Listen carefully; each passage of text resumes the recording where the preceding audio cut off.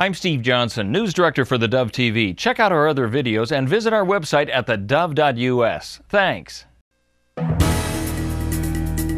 Good morning, it's the top of the hour. I'm Steve Johnson, and a reminder, you can get our iPhone, iPad, and Android app. Then you can watch the Dove News on demand on your mobile app and on the Dove Roku channel as well. In the news today, the crisis in Ukraine likely will be a topic when President Obama hosts German Chancellor Angela Merkel for talks later Friday in Washington. The two are likely to push for a display of transatlantic unity against Moscow, although a host of economic sanctions imposed so far seem to be doing little to change Russian President Vladimir Putin's reasoning on Ukraine. Merkel and Obama will have meetings, a working lunch, and a news conference at the White House. It's just days after the U.S. and European unions slapped Moscow with new sanctions. As the eastern half of the country dries out from this week's heavy storms, many communities continue to deal with flooding.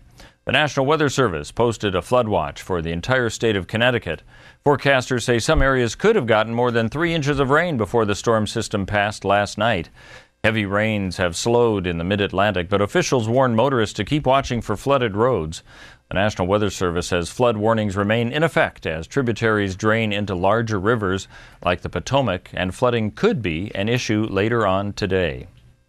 Churches throughout the United States became the focal point at noon as believers throughout the nation met for the National Day of Prayer. This year's theme was One Voice United in Prayer and revolved around a variety of prayers on the minds of those who attended.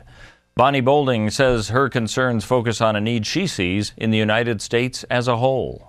This nation is on my heart, and really from the families to abortion to marriage and the way it is focused, I am asking God to intervene in a mighty way.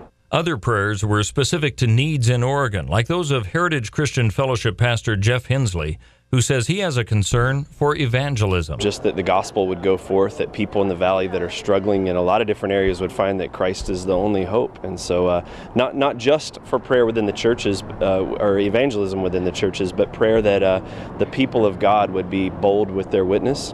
The yearly prayer event since 1952 comes on the heels of a new report showing the U.S. Commission on Religious Freedom that says Pakistan has become one of the world's worst persecutors. Well, taking a look in other news, the National Weather Service says that May Day sunshine sent heat records across western Washington as well as western Oregon. Downtown Portland hit 90 degrees Thursday, breaking the old record for the day of 85. That was set in 1998. And on the North Oregon coast, Astoria had a record high of 81, while Salem in the Willamette Valley hit a record of 88. Well, let's take a look at what we can expect on the weather scene for this weekend.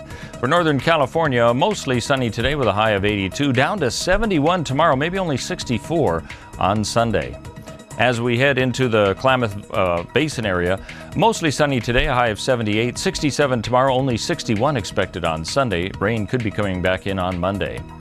As we head over to the Oregon coast, 63 today with rain coming back in on Saturday with a high of 62 degrees. Heading over to the Central Oregon area and Bend, specifically 78 today the high with mostly sunny skies, and only 64 tomorrow with a 10% chance of rain. Could get up to 58 and rain on Sunday. And as we look to southern Oregon in the Ashland and Medford area, 80 degrees expected today, mostly sunny skies, and then plummeting down to only 69 tomorrow, 64, and a pretty good chance of rain on Sunday. That's a look at news and weather. You're up to date with the latest right here on the Dove.